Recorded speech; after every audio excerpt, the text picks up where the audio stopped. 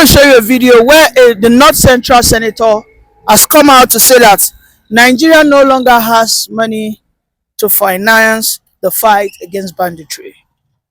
Because the northern leaders, or shall I say the northern media wings, are posting something that under 2 years of Tinubu, nothing less than 12,000 people have been killed by terrorists, by bandits across the north, down into the middle belt. You see, when you feed a monster at the infant age, it will grow up and then it will get to that stage that it will begin to swallow you, who was the feeder in the past. Right now, when care is not taken, or it is imminent that terrorism and banditry will consume the whole of North. Why did I say so? It is simply because the northern elites, the northern elites are still by every means protecting, shielding, and financing these people. The last time we heard that Professor Zulum, the current governor of Maiduguri State, came out and said a word. He said that there are people in the government that are passing very critical informations that are financing, supporting these bandits, hence the reason why they are flourishing. Okay? But we know that they not know how to politicize every issue. And yes, it is clear today that they are politicizing the matter of insecurity. I'm not going to come here to defend Tinubu because I know that Tinubu, under him, more states in the south have even fallen into the hands of these Fulani bandits. Talking about some areas in Osun State, in Owo State, in Oyo State, even in Ogun State. You know, we had series of attacks going here and there. In Southeast, look at what is going on. We are seeing so many of kidnappers, organ harvesters, everything just going awry under this man called the Tinubu presidency, who, by the way, is marking his 2 years. Of course, it's 2 years of horror, it's 2 years of painship, and another 2 years added to the unjust incarceration of Mazi Nnamdi Kanu. My problem now is the hypocrisy of the North. The first thing I saw on the social media was the content, or was a tweet released by Atiku. Atiku said Tinubu has drowned the country. That Tinubu has pulled the country backwards by 10 times. You know, I wasn't seeing this level of very chronic criticism of the Muhammadu Buhari regime. In fact, I remember clearly that Atiku came out and he sang the praises of Buhari when Buhari implemented a policy. I think that policy was towards the late of 2022. They called that policy cash crunch. That policy that made people go crazy, people who had their money, people were buying 1,000 for as much as 500 naira. See, so you want me as a Nigerian, as a man who wants a better country, to just look at Atiku and then begin to believe his tweets. And Atiku, who knew that in the north it is, absolutely impossible for the northerners within a period of 2 months, 3 months to migrate into digital banking. But because of his own political exigencies, he came out and said that very deadly, because it was a deadly policy. A policy that led to people having been, their wives were in the labor room, they couldn't have access to funds, banking networks, everything, mobile banking, everything was crashed. But yet they supported it. The same article when Tinubu came out and Tinubu sponsored the Nigerians to Hajj. I recall they paid 75 billion naira to sponsor people to Hajj. Atiku, when he saw the tweet, he said, well, that he wished them safe journey. So you see what I'm talking about the northern hypocrisy. Why didn't Atiku or the northern senators who are crying that over 12,000 people have been killed under 2 years of Tinubu, right? Why didn't they reject that Tinubu don't use the 75 billion to send us to Hajj? Use that 75 billion to buy weapons of warfare so that we can have our life and property secured.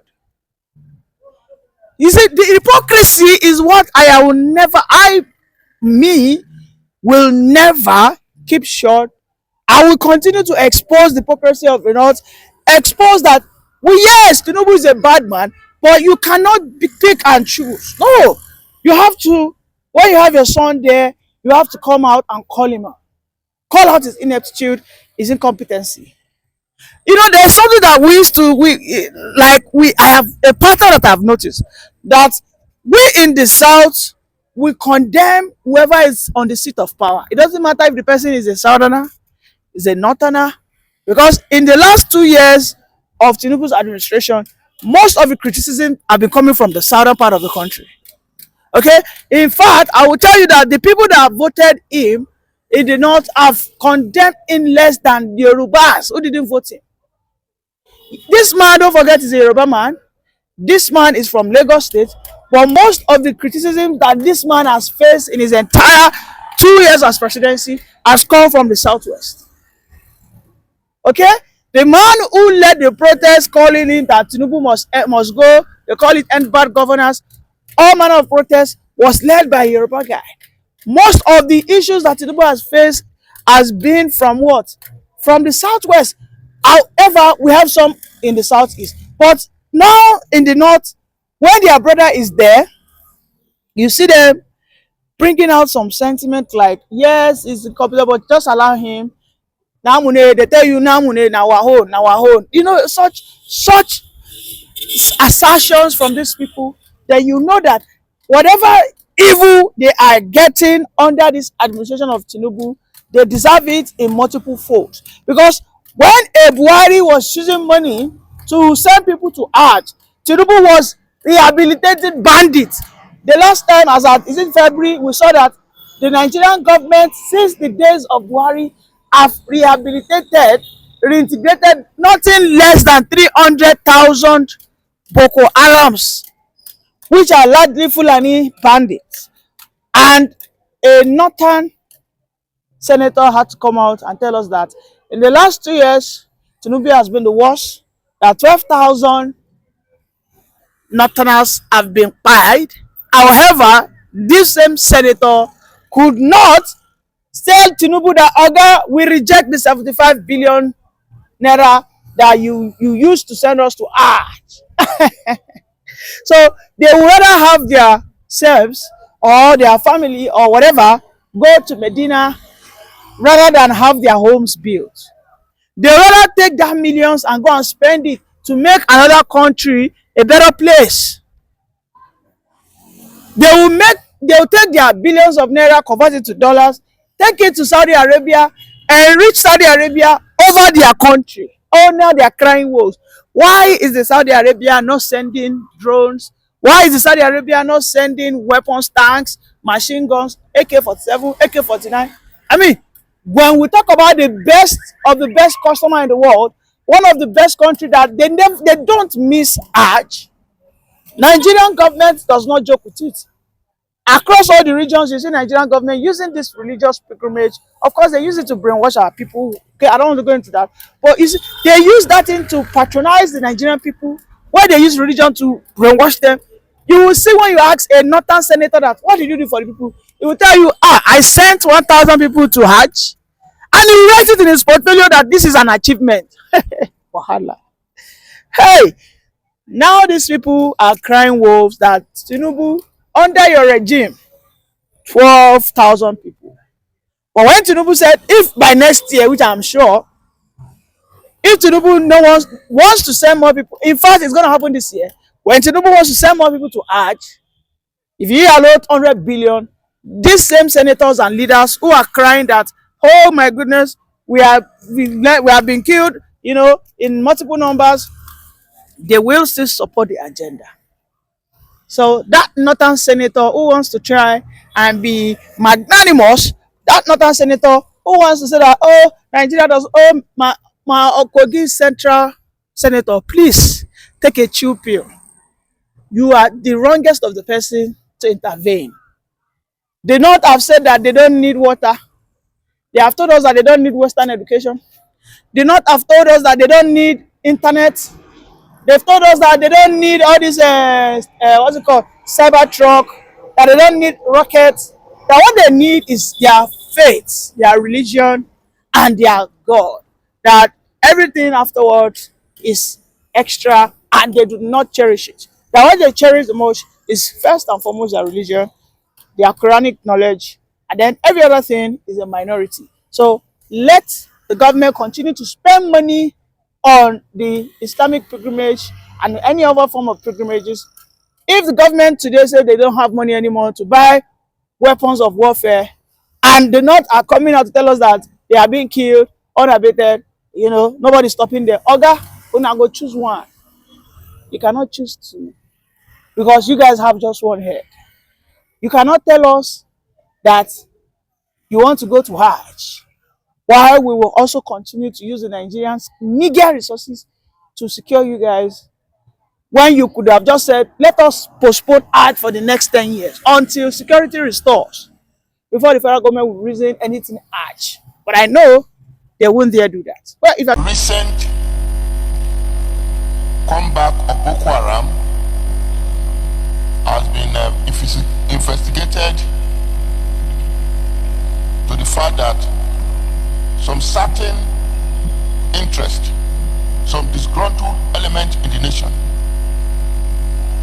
and including the military men, they are collaborating with these people in the Senatorial district. Up to 2025, up to 30, they were kidnapped. You will recall, Mr. President, also that the governor of Borno State made a statement that the recent comeback of Boko Haram has been investigated to the fact that some certain interest, some disgruntled element in the nation, and including the military men, they are collaborating with these people. We need to find out why. What is the rationale behind this? There's a serious tension looming between Tinubu and the Fulani's hegemonies. Just yesterday, an imam cleric came out and said that Nigeria should divide or they will declare war. His reasons are the Southerners, who are majorly Christians, are corrupting their Sharia law state, that they want a full Sharia state and they want to leave the country called Nigeria, that Tinubu should just do that. Wata shegiya Ngozi ko Dabora da za ta zo ta bi tsirara suke rabin mamanta a waje ta bata tarbiyyar ƴaƴanmu ta bata ba shegin da ta yi haka da sunan constitution ya bada right, babu wannan. A rabu kawai, wallahi rabuwar ƙasa shine alheri ga musulunci ga musulmai, wallahi tallahi shine. Islamic clerics, I think they have gone nuts. You know why I'm being mild is because I don't want to shout. If you shout and shout all the time, and the people you are shouting at are not correcting themselves, mistakes they have been, making for years. It means you are shouting in vain, wasting your time and energy. You know what I mean? Why must we imbibe or follow Sharia law? We can never practice Sharia law because Nigeria has never been declared as an Islamic state. We have Islamic states in Northern Africa. We have Islamic states in some Asian regions, not even all Asia. You have Islamic Republic of Pakistan, you have Arab Republic of Egypt, and so on and so forth. Then you have Islamic states of Afghanistan. So why should we be, worrying or dying over Sharia laws in a Nigeria that is a secular state whereby you have Christians in their large number, and our constitution has never been, made that kind of provision for Islamic rules or laws gazetted in it or on it.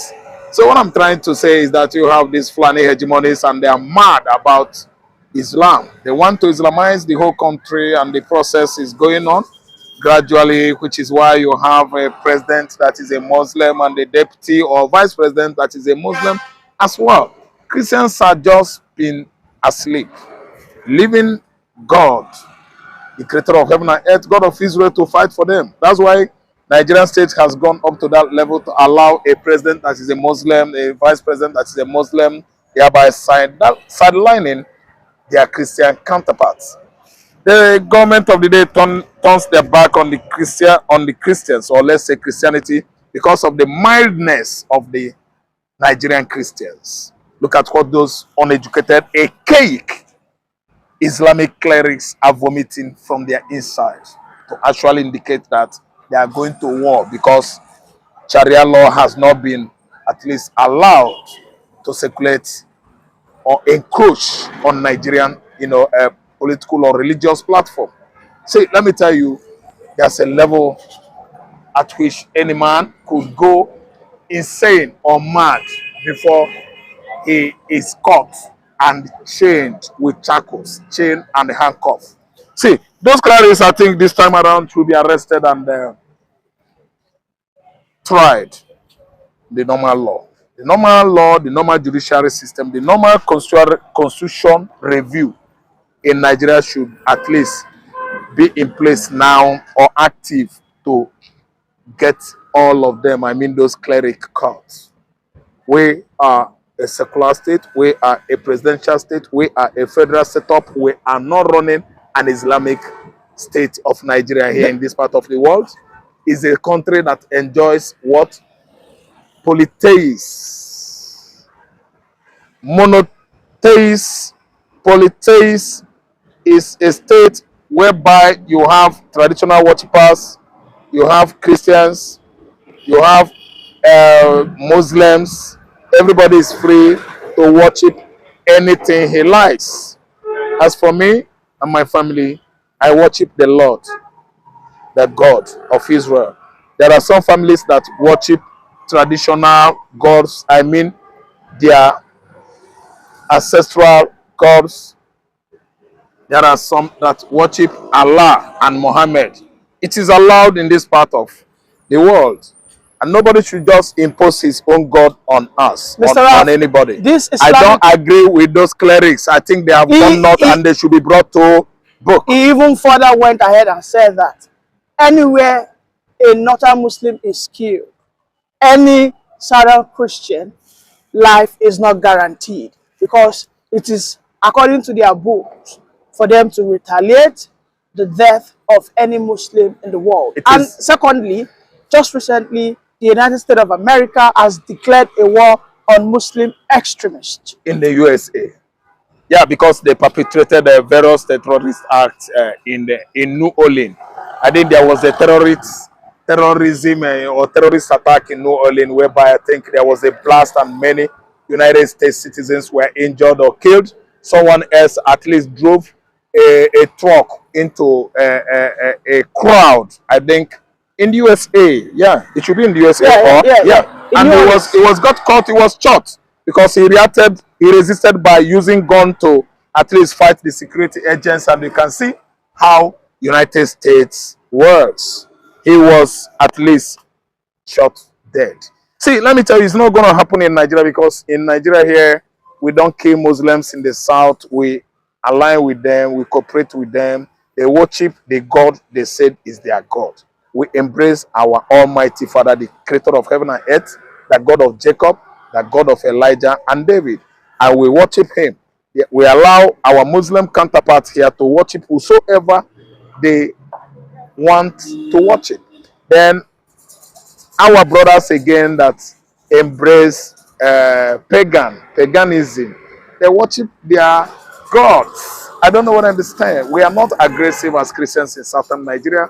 We are friendly and amiable to other, religious, let me say, worshippers. So there's nothing any imam, any cleric like maybe Alpha, can do this time around to bring chaotic situation in southern Nigeria by accusation that we are disaliving, killing Muslims in the southern Nigeria is a lie.